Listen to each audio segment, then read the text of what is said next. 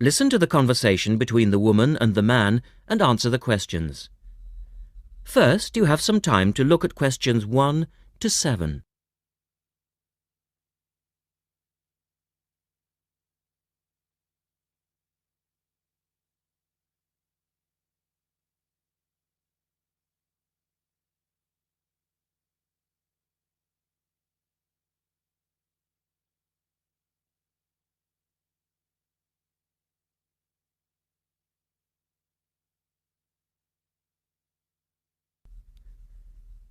Now we shall begin.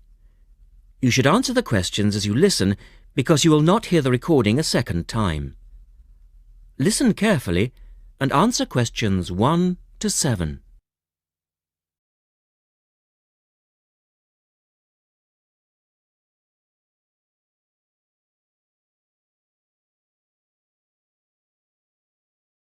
Hello, Paraglider's Paradise. How can I help you?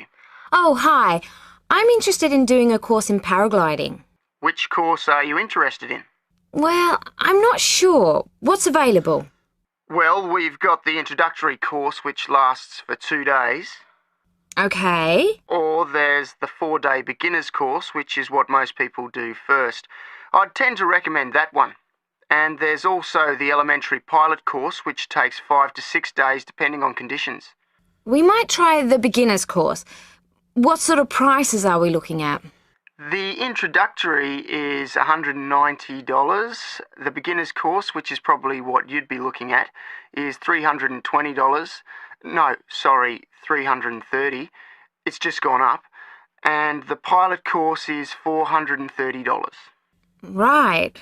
And you also have to become a member of our club so that you're insured. That'll cost you $12 a day. Everyone has to take out insurance, you see. Does that cover me if I break a leg? No, I'm afraid not. It's only third party and covers you against damage to other people or their belongings, but not theft or injury. You would need to take out your own personal accident insurance. I see. And what's the best way to get to your place? By public transport, or could we come by bike? We're pretty keen cyclists. It's difficult by public transport, though there is a bus from Newcastle. Most people get here by car, though, because we're a little off the beaten track. But you could ride here, okay? I'll send you a map. Just let me take down a few details. What's your name? Maria Gentle. And your address, Maria? Well, I'm a student staying with a family in Newcastle. So it's care of... Care of Mr. and Mrs. McDonald. Like the hamburgers? Yes, exactly. McDonald. The post office box address is probably best. It's P.O. Box 676, Newcastle. Is there a fax number there? Because I could fax you the information. Yes, actually there is. It's 0249, that's for Newcastle, and then 775431. Okay, now if you decide to do one of our courses, you'll need to book in advance and to pay when you book. How would you be paying? By credit card, if that's okay. Do you take Visa?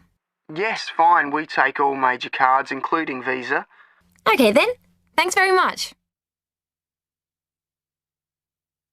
The girl is telling her friend about the course. Look at questions 8 to 10.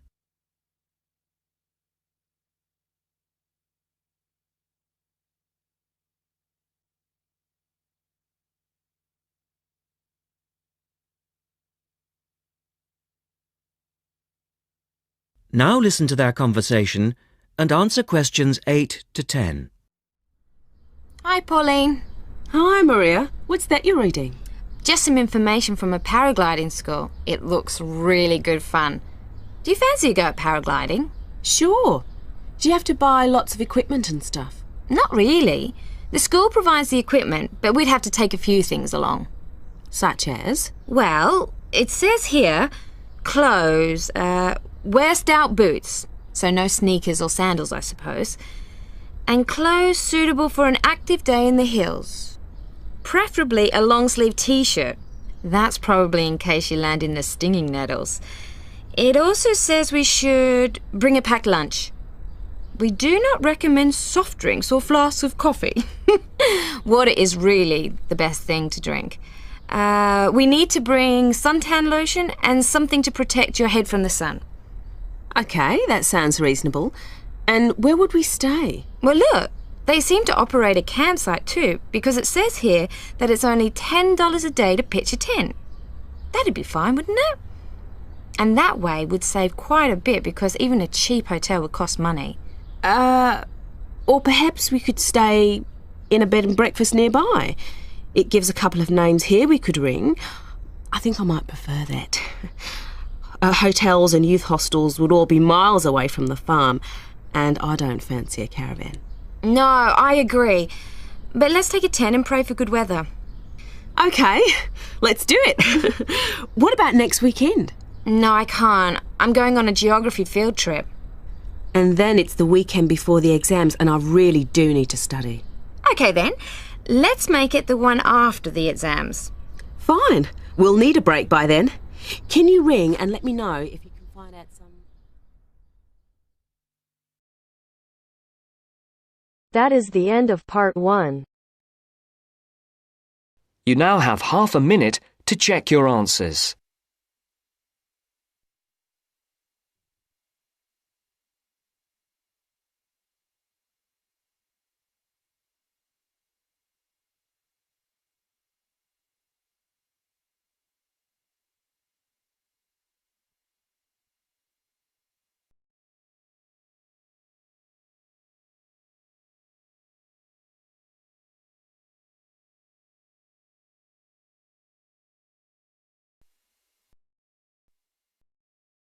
Now turns to part 2. Part 2. You are going to hear Dr. Joanna Robinson, the course director of a language learning centre, answering questions from reporters from the student newspaper. First, you have some time to look at questions 11 to 16.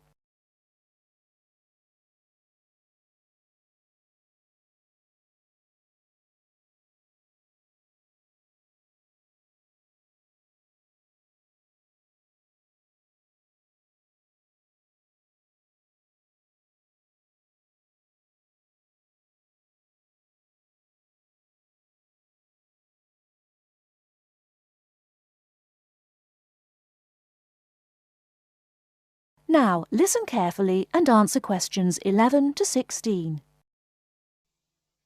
Welcome to the Language Learning Center. I'm Joanne Robinson.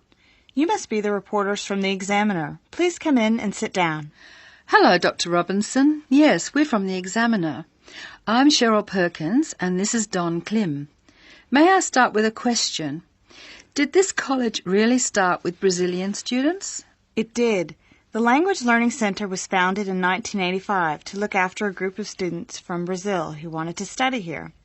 Those 20 students soon grew to 60, and as you can imagine, we had severe accommodation problems. Somebody said you were in the old amenities block, right near the engineering school.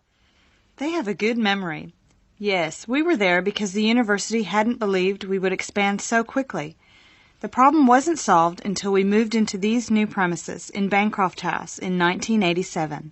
When did you start taking students from other countries? About 1990. We now have students from 13 different countries enrolled, and we expect a large group from Turkey next month.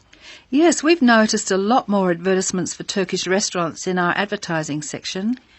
Well, 40% of our students come from Turkey, by far the largest single national group, and I believe there's been an influx to the rest of the university. There are a lot of Turkish students studying hospitality. Do you offer anything special to the students? Yes, we do. There are several things which make us rather different from other language schools. English is certainly not restricted to English for academic purposes here. Sometimes we have extra classes for students who have particular courses in mind. And we have just said goodbye to a group of 30 Indonesian students who were preparing for a university course in agriculture. They came to us for English for farming, and they were with us for a long time. We miss them. How long do students usually stay at the Language Learning Centre? It varies, so I'll talk about the average. Most of our courses last for 5 weeks, But to make any real progress, a student needs to be here for at least 3 terms. That's 15 weeks. The students do better if they have a little time to settle in at the beginning of the course, and we offer an orientation course that lasts a week. Most students take it. It helps them to settle down, and it gives us plenty of time to test them and place them at the right level. How many people are in each class? We sometimes go up to 18, but our average class size is 14 students, and some classes have as few as 7 participants. It depends on the needs of the group. You were saying that you miss your students when they go. How do you attract students? I mean, how do they hear about the Language Learning Centre in the first place? We're included in the university advertising and marketing, and we have our own website. The thing which works best for us, though, is word of mouth. Students who leave us often send us their friends. In fact, a student who arrived today was carrying a photograph for me of a former student and his baby. It sounds like a nice place to be. It is. A lot of our students make lasting friendships while they're here. Before you hear the rest of the talk, you have some time to look at questions 17 to 20.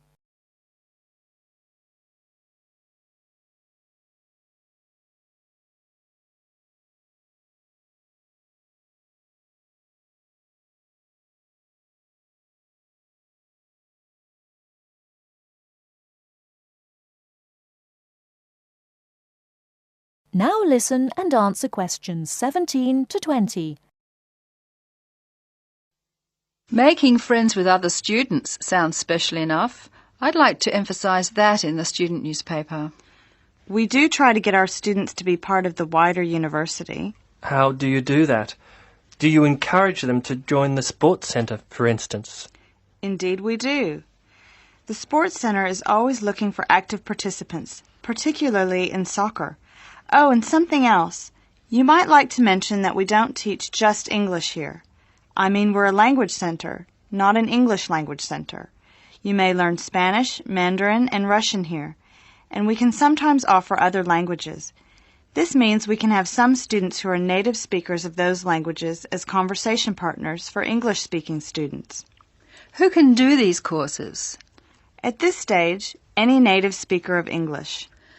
What about the people who are learning English? Can they do a non-English language course? At this time, only if they've almost finished their English language course. You see, we try very hard to involve students who are native speakers of English as conversation leaders, and we encourage our students to join groups on the campus. For instance, if they enjoy music, there is an active jazz group available to everyone, and that's a lot of fun. On the other hand, elementary students can't go to the drama group. Their English just isn't ready for that sort of activity. But the university choir welcomes all the singers it can find. They often do large productions that need a lot of voices. I imagine the special conversation groups are open to all your students. I wish they were. I'm sorry to say they're a special service we provide for elementary students only. Is there anything else I can tell you? I'd be really pleased if you could write about the courses we offer in foreign languages. I think our readers will be very interested in that. Thank you for your time, Dr. Robinson. Yes, thank you very much. Goodbye. Thank you for giving me the opportunity to talk about the center. It's always good to let the rest of the students at the university know what goes on in our classrooms and outside them. After all, many of our students leave us and then study for degrees in various disciplines on this campus. That is the end of part 2. You now have half a minute to check your answers.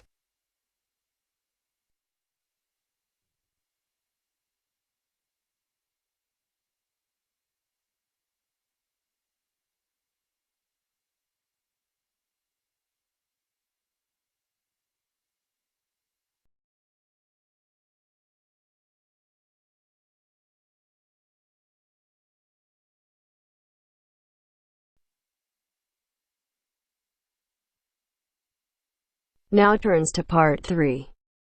Part 3. And welcome to this morning's lecture on transport. First, you have some time to look at questions 21 to 25.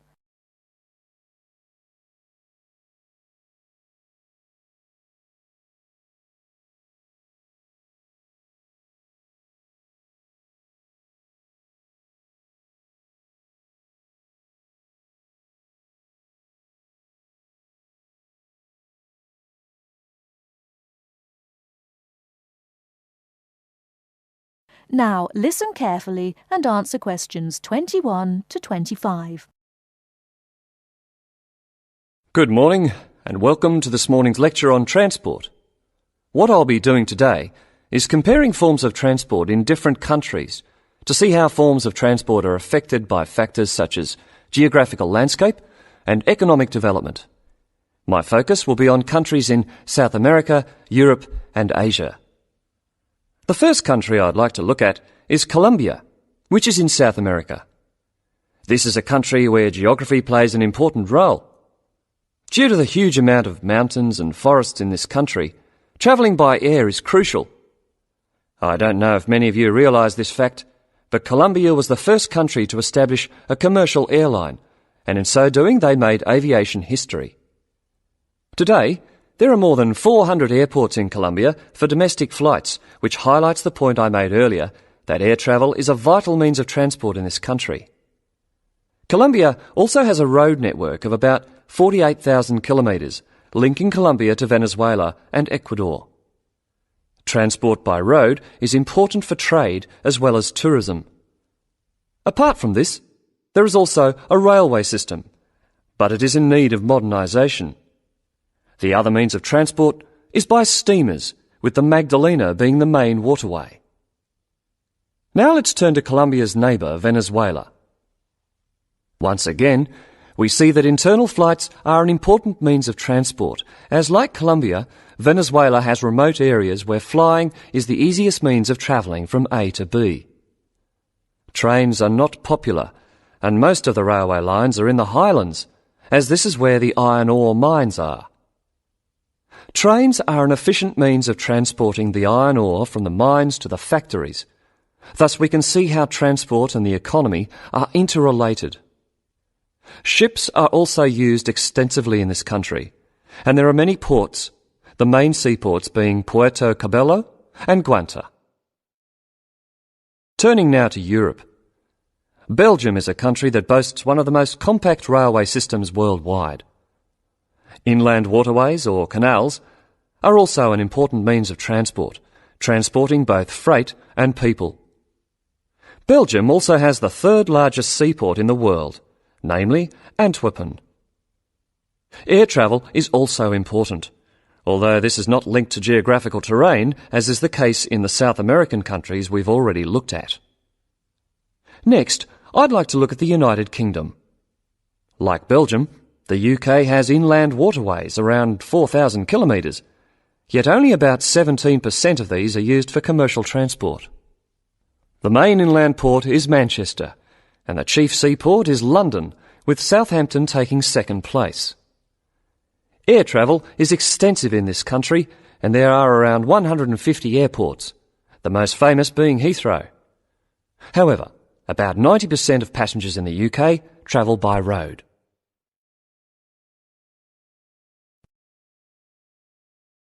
Before you hear the rest of the talk, you have some time to look at questions 26 to 30.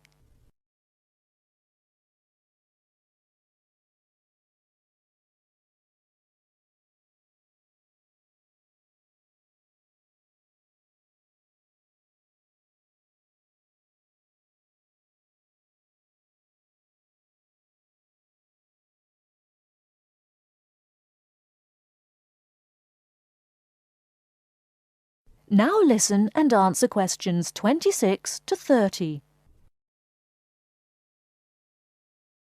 Finally, I'd like to look at two Asian countries. China is a country which reveals how geographical size affects transport development.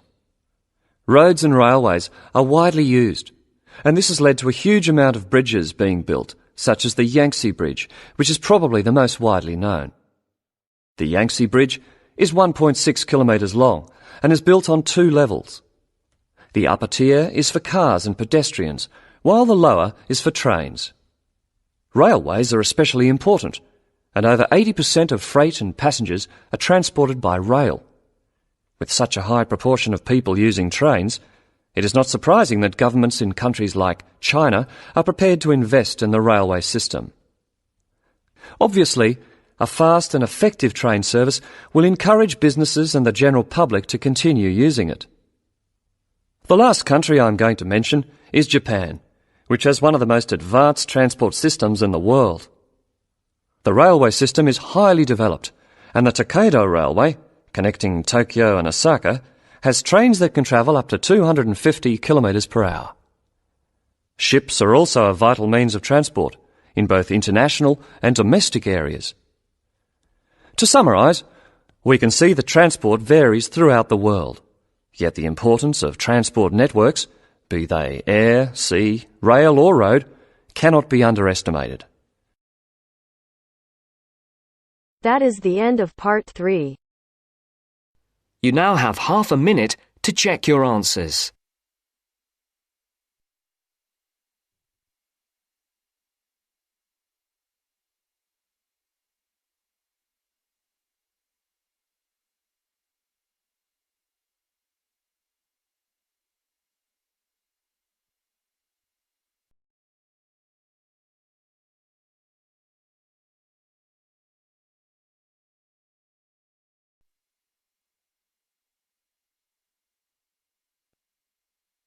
Now turns to part 4. Part 4. You will hear someone talking about art. Look at questions 31 to 35.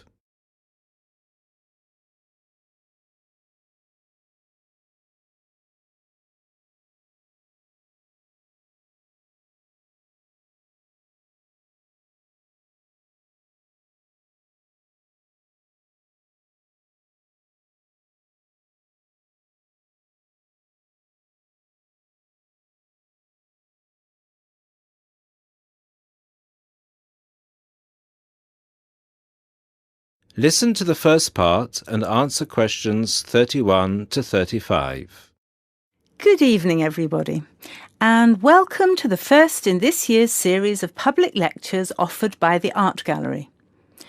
As Chief Curator of the Gallery, I was given the honour of presenting the first lecture, and let me tell you, I had a difficult time deciding what to talk about tonight. Being the curator, I naturally know just about everything that's in this gallery, but I wanted to choose an artist who has a wide appeal. That seems only fair, yes? But I didn't want to talk about someone so well known that anything I said would be familiar. I wanted someone modern. My personal preference is for modern art. But, again, I wanted to choose someone who had the potential to appeal to all art lovers, whether they're attracted to traditional forms, impressionism, surrealism, or what have you. So, having spent the last 5 years as a visiting professor in Barcelona, it's not surprising that I finally chose to talk about one of the greatest Catalan artists, one whose work is likely to be familiar to many of you, Joan Miró. Look at this. And this. And this. Ring any bells? Miró's most famous and most widely reproduced works tend to be like this. Bright primary colours with lots of asymmetrical forms. He painted on large canvases, larger than himself quite often, and his paintings depicted birds, trees, flowers, and other features of the natural world. But Miró produced a great variety of work, and it's about some of his lesser-known paintings that I would like to speak this evening. Miró was born in Barcelona in 1893, the son of a goldsmith. He began to show talent very early, and in 1926 went to Paris, where he was drawn to the Surrealists of Montparnasse. He did not define himself as a Surrealist, however. He preferred to stay free to experiment with other artistic styles as he wished. Miró had an intense dislike of much of the painting and many of the painters he knew. He wished to do something totally different, to express his contempt for bourgeois art. And yet, ironically, Miró's success has made his works much in demand among art collectors of the world. But we can't really talk about the artist without looking at his art. And that's what I'd like to do now. to take a look at just a few of Miro's works and think about what it is that makes them special. Special to me, and to a great number of people who flock every day to the Miro Foundation in Barcelona. Now look at questions 36 to 40.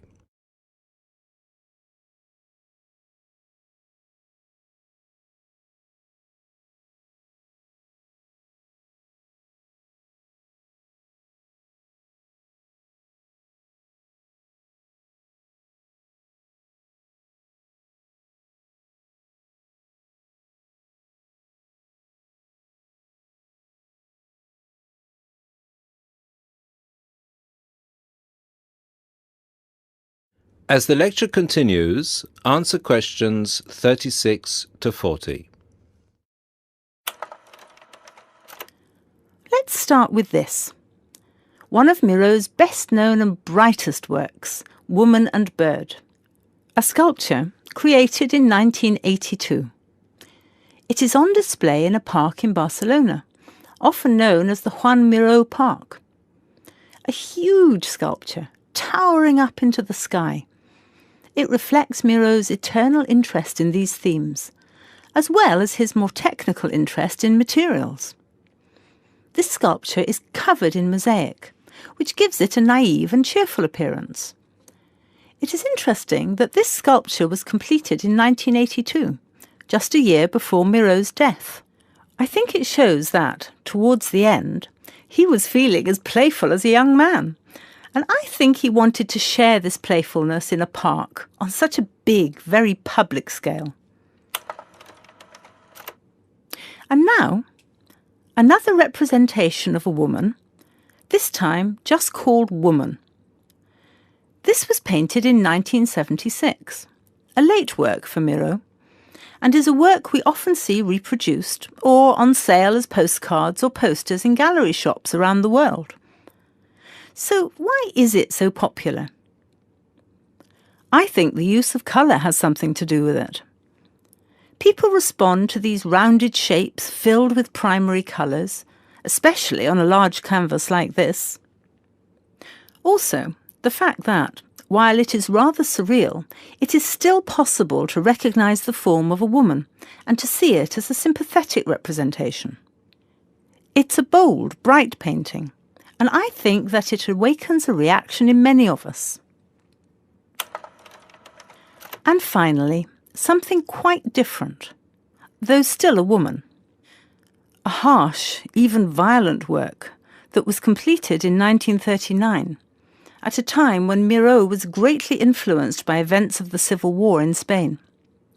It's titled Seated Woman 2, but it can be hard to find the woman here, as she's been transformed into a rather horrendous creature. So is that how Miró viewed women? As grotesque?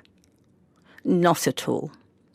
This picture can also be seen as strong, with a huge base and solid shoulders to support those who depend on her.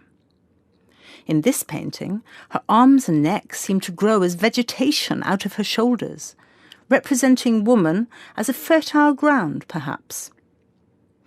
We also see here the fish and birds, the moon and stars, so typical of Miró's work, making her a creature of nature and of the heavens as well. And that's all we have time for this evening, I'm afraid. I hope that you've enjoyed this brief look at Miró's work and that you will enjoy the other lectures that follow this one. Thank you and good night. That is the end of part 4. You now have half a minute to check your answers.